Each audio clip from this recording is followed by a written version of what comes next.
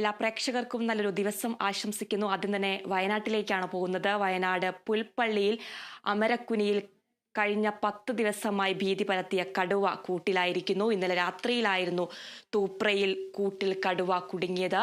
കടുവയെ കുപ്പാടി മൃഗപരിപാലന കേന്ദ്രത്തിലേക്ക് മാറ്റി. വിവരങ്ങളുമായി മേഘ പി വി ചേരുന്നുണ്ട്. മേഘ, വയനാടിന് ഇന്ന് സന്തോഷപ്പുലരിയാണ്. പുൽപ്പള്ളിക്ക് എപ്പോഴായിരുന്നു കടുവ കൂട്ടിലായത്? കൂടുതൽ വിവരങ്ങൾ എങ്ങനെയാണ്? വയനാടിന് തികച്ചും ആശ്വാസമായ ഒരു വാർത്ത തന്നെയാണ് വരുന്നത്. ഇന്നലെ രാത്രി 11:30 തുപ്രയിൽ സ്ഥാപിച്ച കൂട്ടിൽ കടുവ അകപ്പെടുന്നത്. നീണ്ട 10 ദിവസത്തോളം ഈ ജനങ്ങളെയൊക്കെ ഏറെ ആശങ്കയിലാക്കിയ ഒരു കാര്യമായിരുന്നു കടുവ ഇറങ്ങിയത്. ജനങ്ങൾ പുറത്തിറങ്ങാൻ തന്നെ മടിച്ചിരുന്നു. അപ്പോൾ വനം വകുപ്പിന്റെ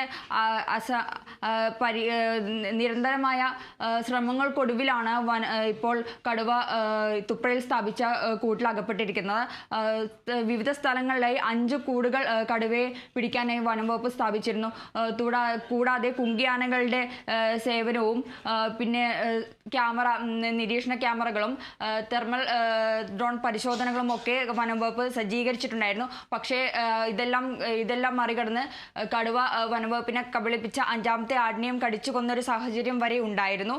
എന്നിട്ട് ഒടുവിൽ ഇന്നലെയോടെയാണ് കടുവ തുപ്രയിൽ സ്ഥാപിച്ച കൂടിൽ അകപ്പെടുന്നത്. ഇന്നലെ വൈകുന്നേരം തുപ്ര ഭാഗത്ത് കടുവയെ കണ്ടതായി പ്രദേശവാസികൾ പറയുന്നു.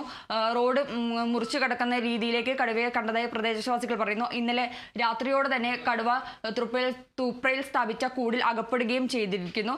നിലവിൽ കടുവയുടെ ആരോഗ്യസ്ഥിതി തൃപ്തികരമല്ല എന്നാണ് ഇപ്പോൾ ഡോക്ടർമാർ പറയുന്നത്. കടുവ ക്ഷീണിതനായാണ് കാണപ്പെടുന്നത്. കടുവയെ ഇപ്പോൾ കൂപ്പാടി പരിപാലന കേന്ദ്രത്തിലേക്ക് മാറ്റിയിരിക്കുകയാണ്. അവിടെ വിദഗ്ധ പരിശോധനയ്ക്കായി മാറ്റിയിരിക്കുകയാണ്.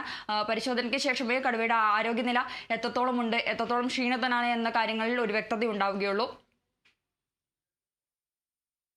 പ്രദേശത്ത് നിരവധി ആടുകളെയാണ് കടുവ ആക്രമിച്ചു കൊന്നത്. കുറച്ച് ദിവസങ്ങളായിട്ട് അവിടുത്തെ ജനങ്ങൾ ഭീതിയോടെയാണ് അവിടെ നിരോധനാജ്ഞ അടക്കം പ്രഖ്യാപിക്കുന്ന ഒരു സാഹചര്യം അടക്കം ഉണ്ടായിട്ടുണ്ട്.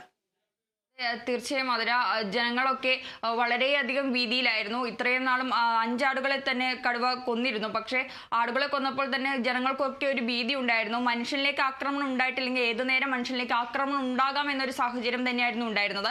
ഇപ്പോൾ ആടുകളെ കൊല്ലുമ്പോൾ ഇനി മനുഷ്യനിലേക്കും കൂടി കടുവ ആക്രമിക്കുമോ എന്നൊരു ഭീതിയിൽ തന്നെയായിരുന്നു. അതുകൊണ്ട് തന്നെ കുട്ടികളാകട്ടെ മുതിർന്നവരാകട്ടെ ആരും തന്നെ വീടിന് പുറത്തേക്ക് ഇറങ്ങുന്ന ഒരു സാഹചര്യം തന്നെ ഉണ്ടായിരുന്നില്ല. എല്ലാവരും വീടുകൾക്കുള്ളിൽ തന്നെ പേടിച്ചു കഴിയുകയാണ്. വനം വകുപ്പും വളരെ വലിയൊരു പരിശ്രമം തന്നെയാണ് കടുവയെ പിടിക്കാനായി നടത്തിയത്. അവരുടെ ഒരു പരിശ്രമത്തിന്റെ ഫലം കൂടിയാണ് തുപ്രയിൽ സ്ഥാപിച്ച കൂട്ടിൽ കടുവ അകപ്പെട്ടിരിക്കുന്നത്.